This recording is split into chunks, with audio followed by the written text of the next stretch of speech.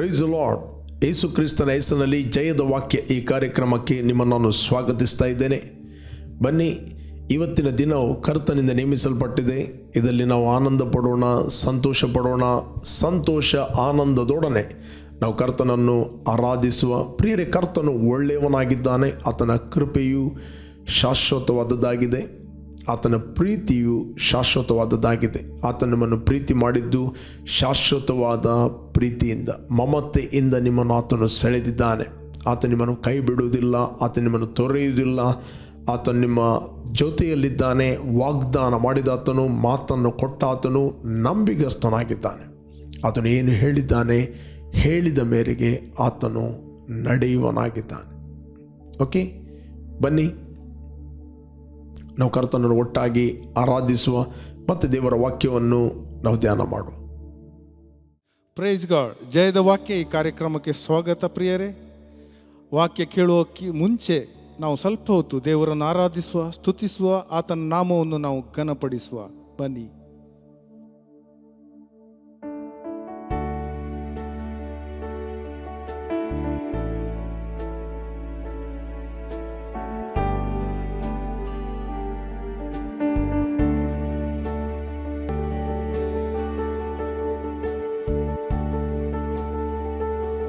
ನಿನ್ನಯ ಸನ್ನಿಧಿಯಲ್ಲಿ ಇರುವೆನು ಯೇಸುವೇ, ನಿನ್ನಯ ಸನ್ನಿಧಿಯಲ್ಲಿ ಇರುವೆನು ಯೇಸುವೇ.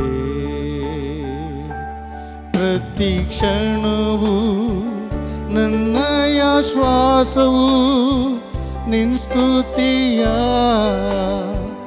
ಮಾಡುವುದು. ಪ್ರತಿದಿನವೂ ನನ್ನ ಬಾಯ ಮಾತುಗಳು ನಿನ್ನ ಮಹಿಮೆಯ ಮಾಡುವುದು. ಪ್ರತಿ ಕ್ಷಣವೂ ನನ್ನಯ ಶ್ವಾಸವು ನಿನ್ನ ಸ್ತುತಿಯ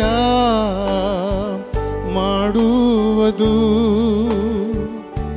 ಪ್ರತಿದಿನವೂ ನನ್ನ ಬಾಯ ಮಾತುಗಳು ನಿನ್ನ ಮಹಿಮೆಯ ಮಾಡುವುದು.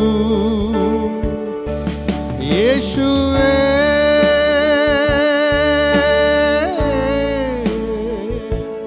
ಯೇಸುವೇ,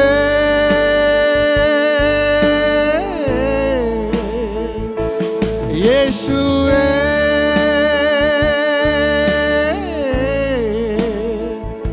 ಯೇಸುವೇ.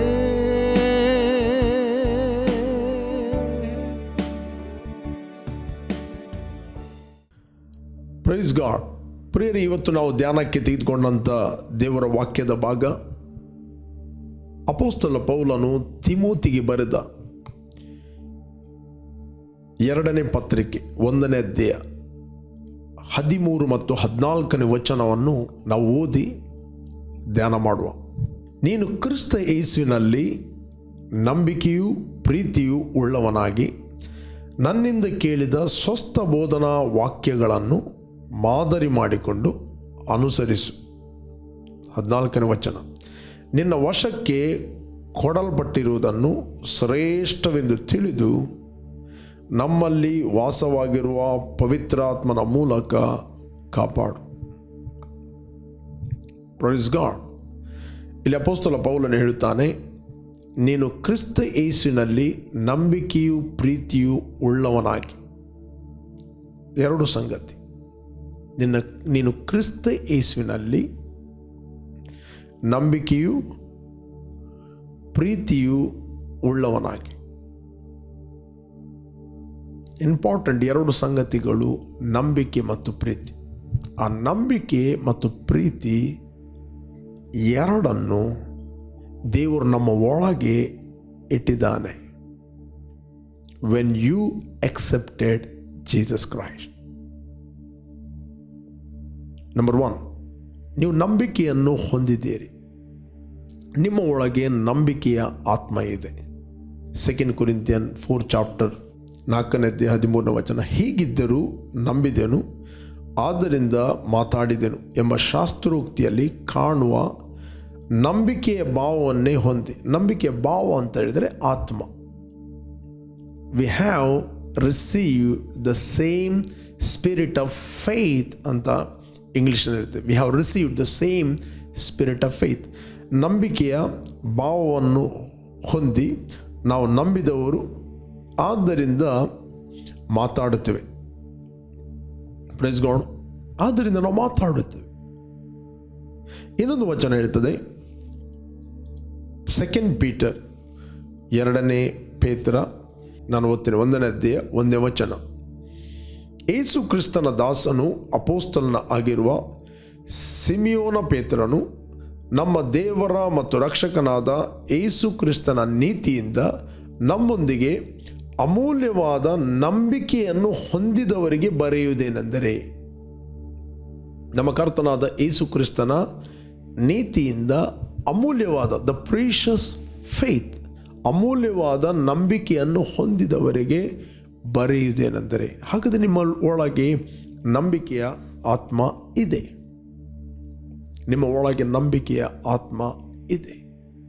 You are born of faith. ಅದೇ ರೀತಿ ನಿಮ್ಮ ಒಳಗೆ ಪ್ರೀತಿಯ ಆತ್ಮ ಕೂಡ ಇದೆ. ದೇವರು ನಿಮ್ಮ ಒಳಗೆ ಪ್ರೀತಿಯನ್ನು ಇಟ್ಟಿದ್ದಾನೆ. I will show you 2 scripture. Number 1, ಯೋಹಾನ ಪತ್ರಿಕೆಯಲ್ಲಿ 4ನೇ ಅಧ್ಯಾಯ 15ನೇ ವಚನವನ್ನು ನಾನು ನಿಮಗೋಸ್ಕರ ಓದ್ತೇನೆ. ಯೇಸು ದೇವರ ಮಗನಾಗಿದ್ದನೆಂದು ಯಾವನು ಒಪ್ಪಿಕೊಂಡು ಹೇಳುತ್ತಾನೋ ಅವನಲ್ಲಿ ದೇವರು ನೆಲೆಗೊಂಡಿದ್ದಾನೆ, ಅವನು ದೇವರಲ್ಲಿ ನೆಲೆಗೊಂಡಿದ್ದಾನೆ. ದೇವರು ನಮ್ಮಲ್ಲಿ ಇಟ್ಟಿರುವ ಪ್ರೀತಿಯನ್ನು,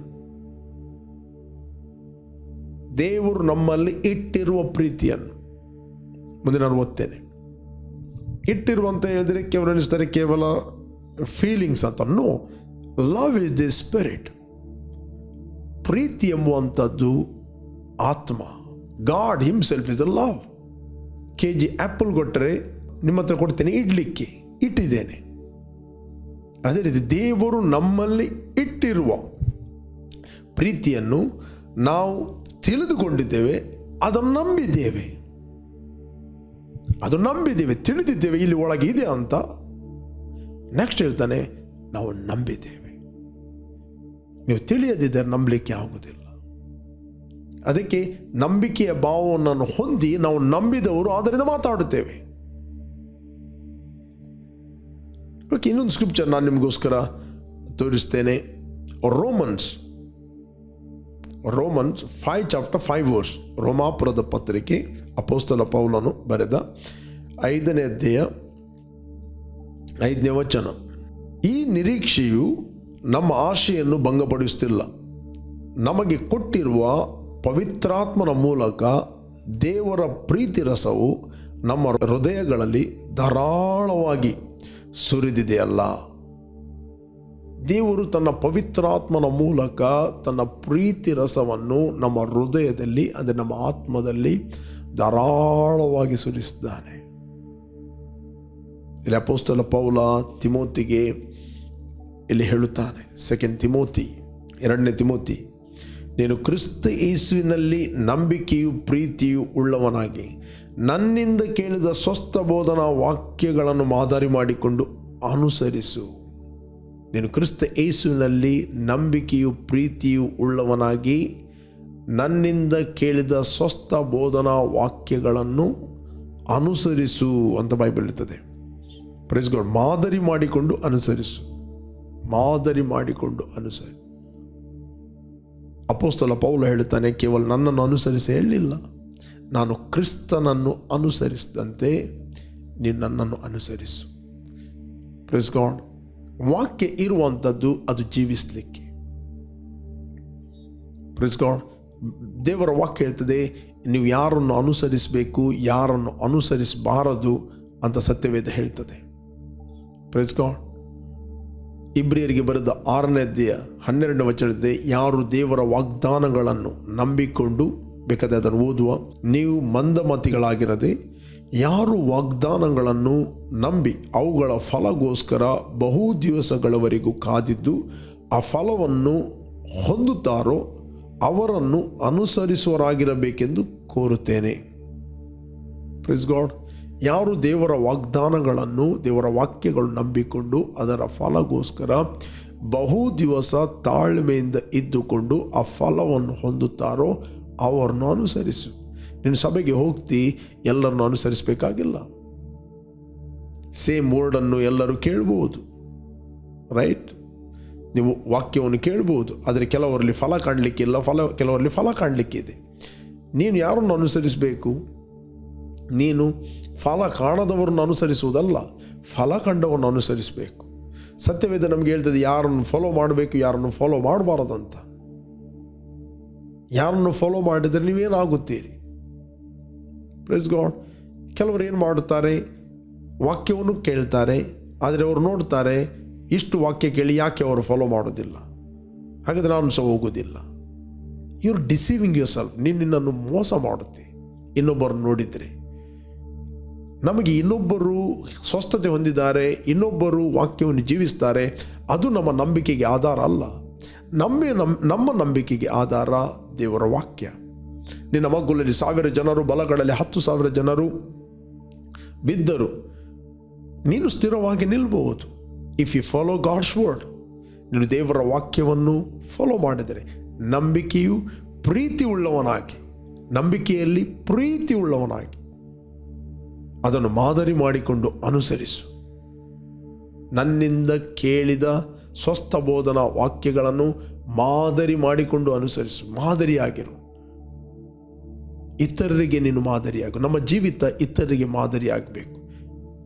ಪ್ರೈಸ್ ಗಾಡ್. ಅಪೊಸ್ತಲ ಪೌಲ ಹೇಳಿದರೆ ನನ್ನನ್ನು ಅನುಸರಿಸಿರಿ, ನಾನು ಕ್ರಿಸ್ತನನ್ನು ಅನುಸರಿಸಿದಂತೆ ನೀವು ನನ್ನನ್ನು ಕೂಡ ಅನುಸರಿಸಿರಿ. 1 Corinthians 11:1.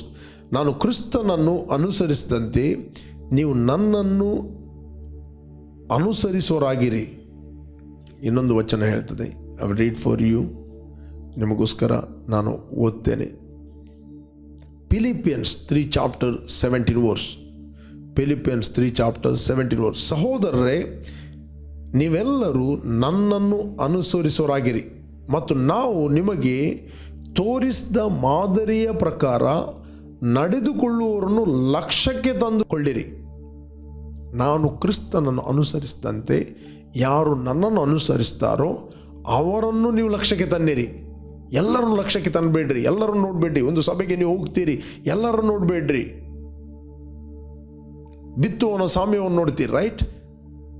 ಬಿತ್ತುವ ಬೀಜ ಹೋಯಿತು, ಬಿತ್ತುವನು ಸೇಮ್, ರೈಟ್? ಬಿತ್ತುವನೊಬ್ಬನೇ, ಬೀಜ ಸೇಮ್, ಬಿತ್ತುವನು ಸೇಮ್. ಅದರ ಗ್ರೌಂಡ್ಗಳು ಮಾತ್ರ 4 ಇದ್ದವು. ನಾವು ನೋಡ್ತೇವೆ, ದಾರಿ ಮಗ್ಗುಲಲ್ಲಿ ಬಂಡೆ ನೆಲ, ಮತ್ತು ಮುಳ್ಳು ಕಲ್ಲುಗಳ ಇರುವಂಥ ನೆಲ ಮತ್ತು ಒಳ್ಳೆಯ ನೆಲ. ಈ 3 ವ್ಯಕ್ತಿಗಳನ್ನು ನೋಡಬೇಡ್ರಿ, ಒಳ್ಳೆಯ ನೆಲವನ್ನು ನೋಡ್ರಿ. 30, 60, 100ರಷ್ಟು ಫಲ ಕೊಡುವಂಥ ಒಳ್ಳೆಯ ನೆಲವನ್ನು ನೋಡ್ರಿ. ಅದು ಫ್ರೂಟ್ ಕೊಡುವಂಥ ಗ್ರೌಂಡ್ ಆಗಿದೆ. ಯಾರದರ ಫಲವನ್ನು ಕೊಡುತ್ತಾರೋ ಅವನ್ನು ಅನುಸರಿಸಿರಿ. ಎಲ್ಲಿ ಹೋದರೂ 4 ಗ್ರೌಂಡ್ಗಳು ಕಾಣ್ತವೆ ನಿಮಗೆ, ಅದನ್ನು ನೀವೇನು ಡಿಸ್ಟರ್ಬ್ ಆಗಬೇಕಾಗಿಲ್ಲ. Praise God. No need to disturb. ಇಷ್ಟು ವಾಕ್ಯ ಕೇಳಿ ಇವರು ಯಾಕೆ ಹೀಗೆ ಅಂತ ಡೋಂಟ್ ಬಿ ಡಿಸ್ಟರ್ಬ್. ಅದಕ್ಕೋಸ್ಕರ ಅಪೊಸ್ತಲ ಪೌಲ ಹೇಳುತ್ತಾನೆ, ನೀನು ಕ್ರಿಸ್ತ ಯೇಸುವಿನಲ್ಲಿ ನಂಬಿಕೆಯೂ ಪ್ರೀತಿಯೂ ಉಳ್ಳವನಾಗಿ ನನ್ನಿಂದ ಕೇಳಿದ ಸ್ವಸ್ಥ ಬೋಧನಾ ವಾಕ್ಯಗಳನ್ನು ಮಾದರಿ ಮಾಡಿಕೊಂಡು ಅದನ್ನು ಅನುಸರಿಸು. Praise God. ಅದನ್ನು ಅನುಸರಿಸು. 14ನೇ ವಚನ ಹೇಳ್ತದೆ, ನಿನ್ನ ವಶಕ್ಕೆ ಕೊಡಲ್ಪಟ್ಟಿರುವುದನ್ನು ಶ್ರೇಷ್ಠವೆಂದು ತಿಳಿದು ನಮ್ಮಲ್ಲಿ ವಾಸ ಮಾಡುವ ಪವಿತ್ರಾತ್ಮನ ಮೂಲಕ ಕಾಪಾಡು. ನಿನ್ನ ವಶಕ್ಕೆ ಕೊಡಲ್ಪಟ್ಟದ್ದು ಏನು ನೀನು ವಾಕ್ಯವನ್ನು ಹೊಂದಿದೆಯೋ ಅದನ್ನು ಶ್ರೇಷ್ಠವೆಂದು ತಿಳಿದು, ಜ್ಞಾನವನ್ನು ನೀನು ಶ್ರೇಷ್ಠವೆಂದು ತಿಳಿದರೆ ಅದು ನಿನ್ನನ್ನು ಉನ್ನತಕ್ಕೆ ತರುವುದು. Praise God. ಜ್ಞಾನವನ್ನು ನೀನು ಶ್ರೇಷ್ಠವೆಂದು ತಿಳಿದರೆ ನಿನ್ನ ಇಷ್ಟ ವಸ್ತುಗಳೆಲ್ಲ ಅದಕ್ಕೆ ಸಮಾನಲ್ಲ. ನಿನ್ನ ವಶಕ್ಕೆ ಏನು ಕೊಡಲ್ಪಟ್ಟಿದೆ? word is the wisdom of God. Wisdom is greater than money. Wisdom is greater than silver and gold. Don't compare. ಯಾವುದಕ್ಕೂ ನಿನ್ನ ಇಷ್ಟ ವಸ್ತುಗಳು, ನಿನ್ನ ಪೊಸಿಷನ್, ನಿನ್ನ ಪ್ರೊಫೆಷನ್, ನಿನ್ನ ಇನ್ಫ್ಲುಯೆನ್ಸ್, ಯಾವುದನ್ನು ಕೂಡ ಅದರೊಟ್ಟಿಗೆ ನೀನು ಕಂಪೇರ್ ಮಾಡಬೇಡ. ಅದರೊಟ್ಟಿಗೆ ನೀನು ಕಂಪೇರ್ ಮಾಡಿ ಮಾತಾಡಬೇಡ. Praise God. ಫಸ್ಟ್ ನಿನಗೆ ಗೊತ್ತಿರಲಿ, ನಿನ್ನ ಒಳಗಿರುವ ವಾಕ್ಯ ಇಸ್ ಎ ಟ್ರೆಷರ್. ನಿನ್ನ ಒಳಗಿರುವ ವಾಕ್ಯ ಅದು ಫ್ರೂಟ್ ಕೊಡ್ತದೆ. ನಿನ್ನ ಒಳಗಿರುವ ವಾಕ್ಯ ಅದು ಶ್ರೇಷ್ಠವಾದದ್ದಾಗಿದೆ. ಅದು ಫಲ ಕೊಡುವ ವಾಕ್ಯವಾಗಿದೆ. ನೀನು ಆಗ ಪ್ರೊಡಕ್ಟಿವ್ ಆಗುತ್ತೆ. ಹೇಗೆ ಕಾಪಾಡಬೇಕು?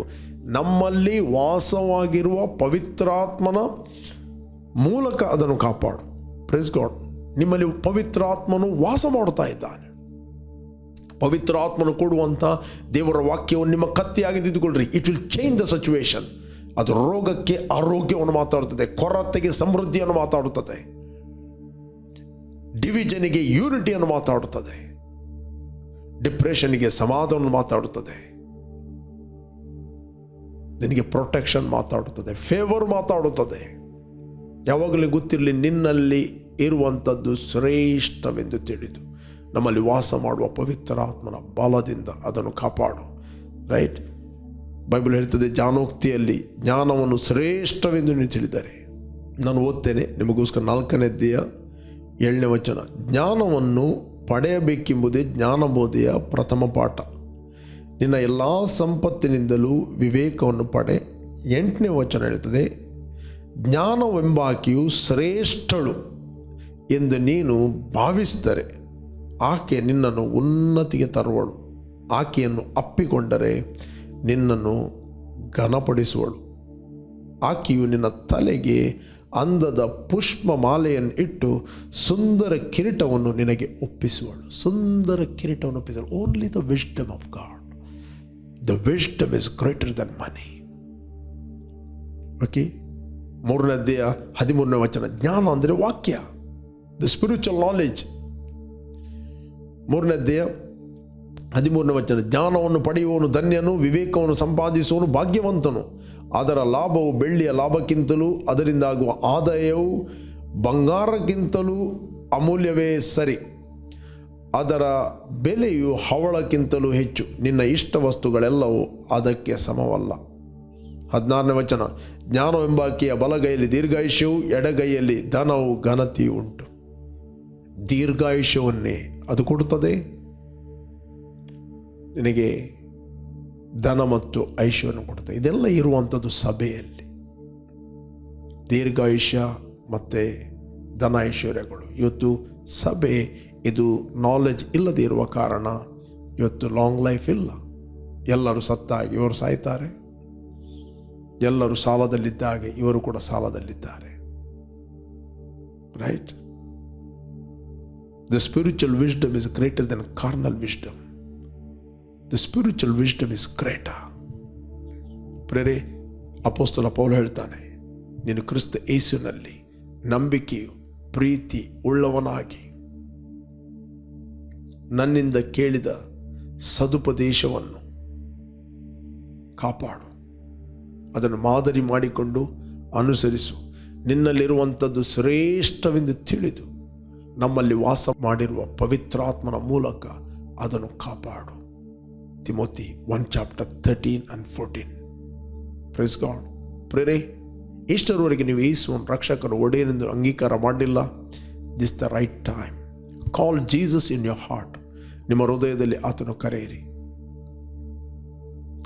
Salvation is the greatest gift. You will receive the spirit of faith. You can receive the spirit of love.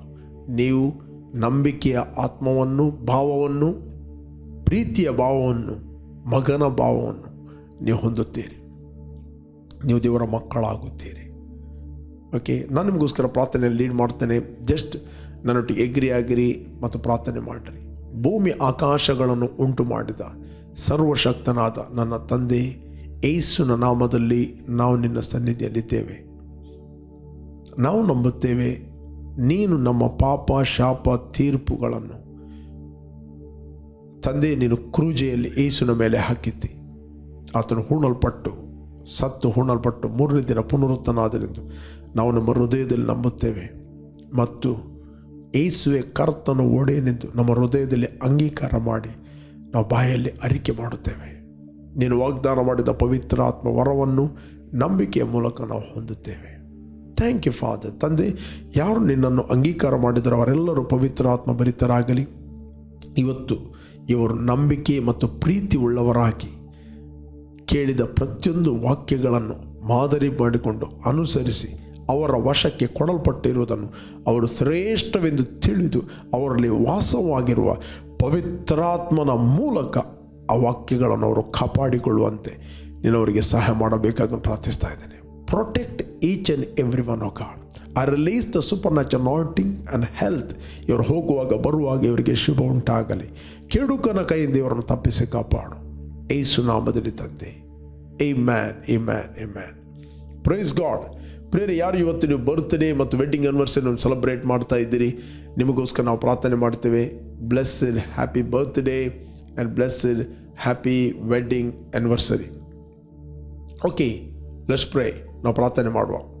ತಂದೆ, ಯಾರು ಇವತ್ತು ಬರ್ತ್ಡೇ ಮತ್ತು ವೆಡ್ಡಿಂಗ್ ಆನಿವರ್ಸರಿ ಸೆಲೆಬ್ರೇಟ್ ಮಾಡ್ತಾ ಇದ್ದರು ಅವರಿಗೋಸ್ಕರ ನಾವು ಪ್ರಾರ್ಥನೆ ಮಾಡ್ತಾ ಇದ್ದೇವೆ. ಅವರಿಗೆ ಹೊಸ ವರ್ಷ, ಹೊಸ ದಿನವನ್ನು ನೀನು ಕೊಟ್ಟಿದ್ದಿ. ತಾಯಿಯ ಗರ್ಭದಲ್ಲಿರುವಾಗಲೇ ಅವರನ್ನು ಕ್ರಿಸ್ತನ ಕೃಪೆಯಿಂದ ಕರೆದಿದ್ದಿ ಮತ್ತು ಅವರನ್ನು ನಿನಗೋಸ್ಕರ ನೇಮಿಸಿದಿ, ನಿನಗೋಸ್ಕರ ಅವರನ್ನು ಪ್ರತ್ಯೇಕಿಸಿದಿ. ಅದಕ್ಕೋಸ್ಕರ ಸ್ತೋತ್ರ.